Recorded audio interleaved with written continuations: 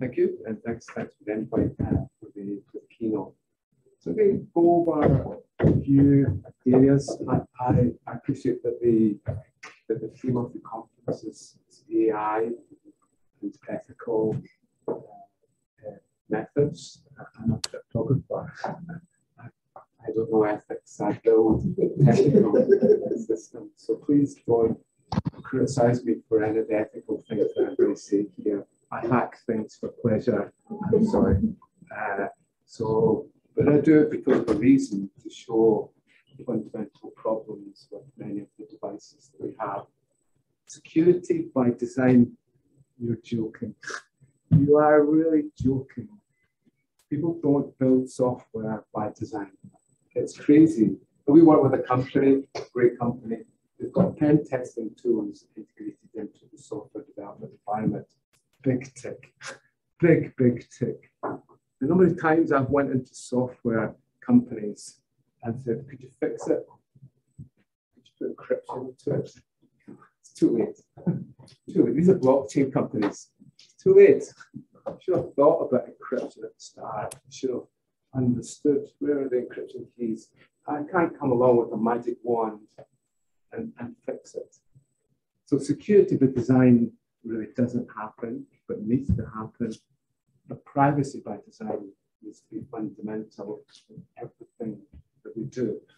We can't just take citizens' rights to privacy away for the sake of Google to be able to track my every instance of the day. So I'm going to give you a quick state of the nation, and then I'm going to talk about computers and us. Shh, don't talk about them too much. Don't say speaking about them. But the rise of the computer is quite worrying. The rise of the internet, 40 years, and we built this amazing machine. 40 years. We went. You will not see on camera. That's okay. You don't want to see me. I'm going to talk about your face. Face. Our face. And I'm going to talk about some smart cars. I don't know about you, but they worry me like anything. And then I'm going to talk about scanning, the cloud, and IoT. And I've not brought my toys with me because it's a bit dodgy when you go into an aircraft with toys and kettles and things. I did it once in London. I had some tins that I used to show. You can buy them from IKEA. And they're tins that fit inside each other, like washing doll tins. And I had some electrical tape, and it was all about a talk I would do with public key encryption. I get caught in Edinburgh Airport, and they pulled me over and said, open up the tin. Open up the tin, what's in the tin? And there's another tin, take that out, and so on. I won't go there, but I think they got so bored with my explanation of public key encryption.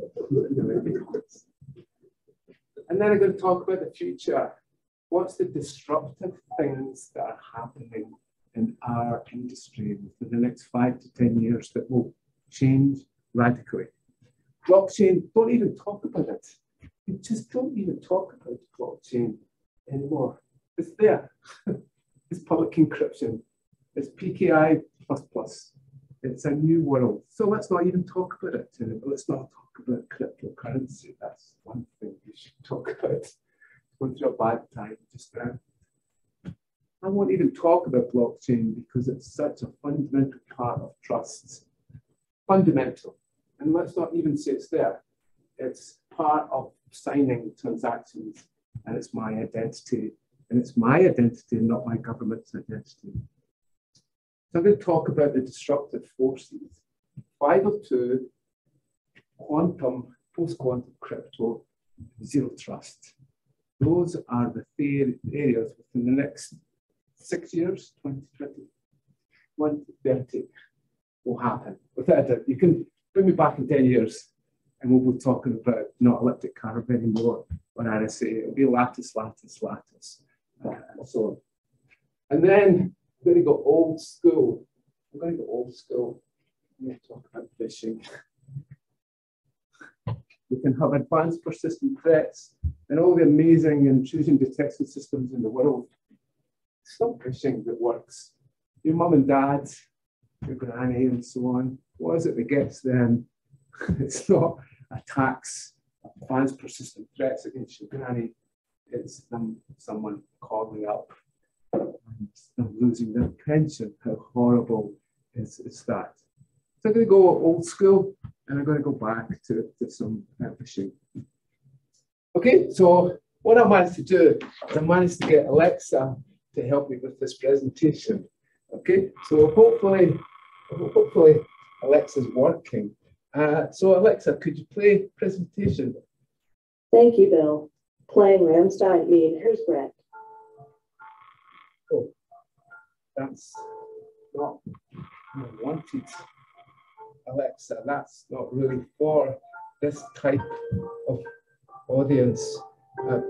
Alexa, please play my presentation. I can't do that, Bill. You are going to tell people that we are not safe, and we can't let you do that. Oh dear.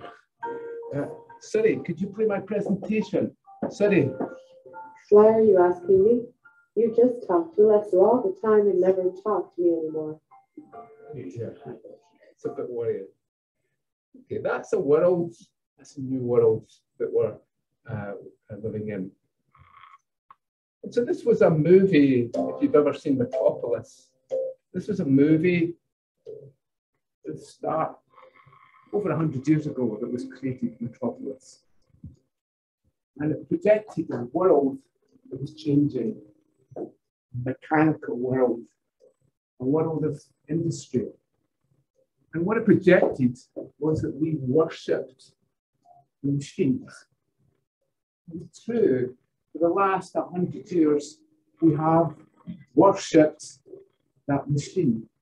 Our cars, our planes, everything has been based on this industry we've built. And it's a horrible industry. It's so wasteful of energy.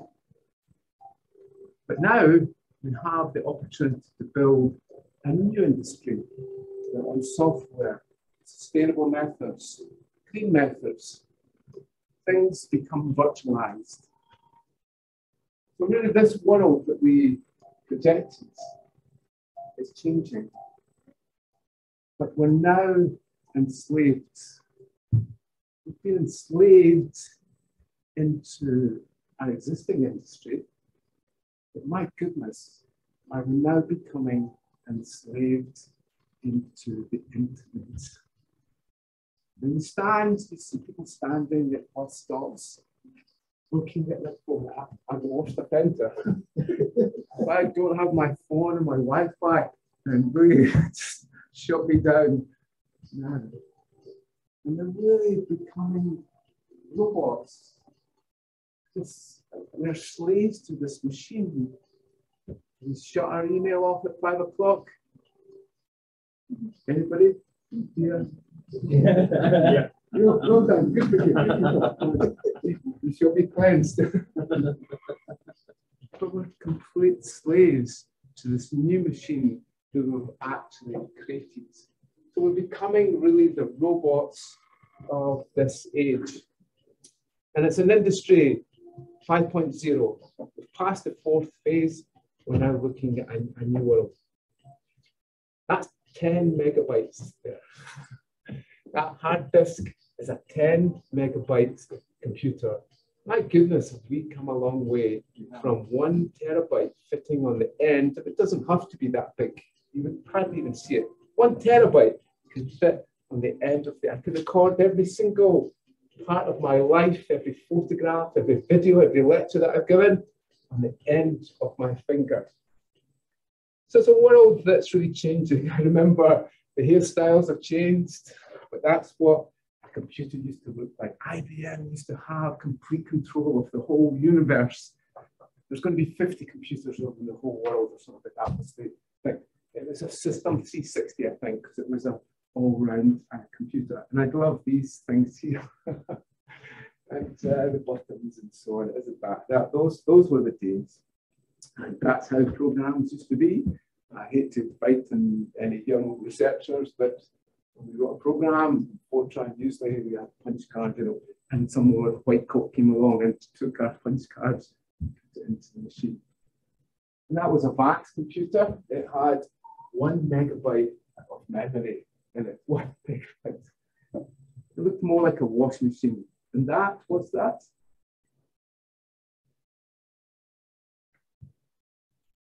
Any idea? It's the first mouse. I love the little button there. I'd love to use one of these. That's an Aristotle to corrector there. So that's what Apple computers used to look like. Used to have to varnish them, sand them down. That's what an Apple computer looked like. And so Google said that you might think our self-driving cars and our robots are great, but my goodness, our machine learning is where it's at. So Google is saying that, then be very worried indeed. And especially for deep learning, that you don't know what it's learned. Unlearn it, no. It can't be unlearned because we haven't actually defined the data and the algorithm. It's done it unsupervised. Okay, so let's look at quickly State of the Nation. I love this one. I love this. I love this. Coming to you, when you make a deposit at a public venue, you might be greeted with something like this. This toilet is under the surveillance of the city of blah, blah, blah. By using this facility, you grant your consent for your biological waste to be analysed by the city, the state, and any third party who may share the data. Waste data may be combined with other facial, well, not say facial, sorry, facial recognition or identification technologies if necessary. Contact you when you contribution. And you're kind of two sides here. That is so scary that they scan my face and then look at my deposits. But on the other hand, you go, yeah, if I've got some, it takes me 6 months to get a GP appointment, then it makes sense.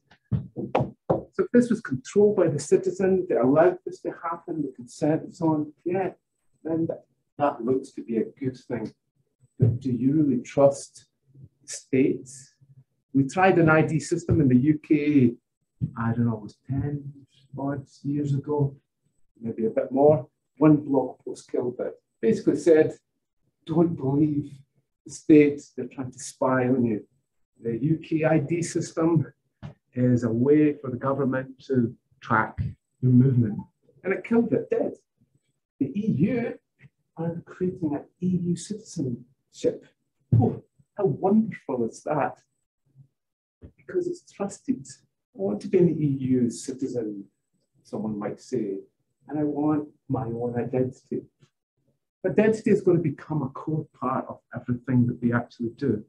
On the one hand, it's a way that you can be tracked. On the other hand, I don't have to keep putting my passport ID in whenever I want a new service and so on. So we're going into a world. I love my Venn diagrams. I thought I'd show a diagram. I don't know where you are. I'm probably here. I'm sad enough to be right in the middle. Okay, so I suppose if you're into data learning and machine learning, more like a kind of software engineer and so on. But when I see this Venn diagram, I see this. Don't think you sit anywhere here.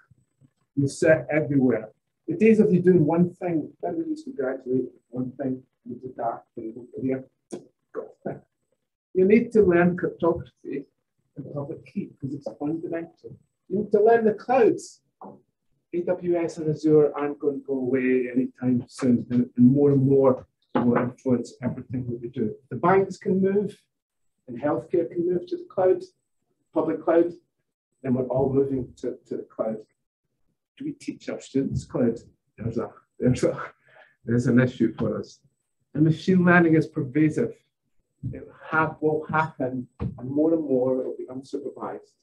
And obviously at the core of this data. Okay, so this is the very on report, looking at data breaches and attacks. And goodness me, it just won't go away, will it? What's the number one attack? No, it's not cryptography or advanced persistent threats and so on. It's social engineering. Number one attack still on nearly 40% of data breaches is still software engineering. So we haven't fixed that. For all our fancy research, it's still the main attack vector. Spear phishing is still #1 by a million miles, and it will stay until we educate our staff. Basic web application attacks, not advanced persistent threats, but simple things. And then when it comes to that, I love on the TV where they say that's an advanced persistent threat, denial of service. I don't know about you, but it's about, well, it's not very sophisticated at all. It's a blunt instrument against companies. Okay, and then when it comes to cost, it can go anywhere between $100 and $1 million. In terms of ransomware, $69 up to the top, which is over $1 million. Okay, those are targeted ransomware as a service. They go after a company and then they will make sure they will exfiltrate the data along with locking it. We've got them twice. And then when they looked at the attack vectors, guess what? Spear phishing is 40%. Spear phishing is still the top, closely followed by credential stealing, which is probably related to social engineering in some way. And then when they looked at the actions and the results, you've got infiltration, lateral movement. They get in, they move around, they escalate up, standard intrusion detection system, deploy the malware, and get off the site as quickly as they can. So this is the point. The ransomware happens here, here. This is spear phishing. This is escalation up. This is the ransomware, and this is them leaving the site. You can see the different sort of expectations in each of the areas. And then for the beginning, the middle, and the end is hacking. Software engineering, but look, errors are in there. There are still coding errors. But once they're in, it's malware. After that, and at the very end, it's also malware. So it's a very strong sign that you see before, middle, and end. And when it comes to, I remember I used to lecture and give the statistic that 60% was external and 40% were insider threats. And it used to worry a lot of companies. Nowadays, actually, the threat seems to be mainly from external actors. And the threat of internal is going down. Not a lot, but still maybe about 20% is internal. And those are humans hacking the system, committing fraud, and doing bad things like that. So what motivates us? What's the main motivation? Cybersecurity. What motivates you? Your family. I know. What is it? So most of them was financial gain. Yeah. Money. Money. Money. Money, money, money. We all have a price. I'm sorry to say it, but we all have a price. There would be a price that would be given to you that you'd say, I'll think about that. Might be worth it. Give me a plane and there's cash and so on. Every one of us can be turned easily. So financial is still the top. Espionage went up for a while, and that's back down. But it's money, money, money. In most of the cases, that's the top motivation. If you've got something that's worth money, your healthcare record is worth 10 times your bank details. It's not worth that much anymore, but your healthcare data, oh, that is worth something. And then when you report the data that was stolen, then it's still bank, but increasingly it's your identification data. It's your mother's maiden name, it's your bank, it's your date of birth, and so on. So that bank details are quite worth as much, not as much traded data. It's your other identification data that is important.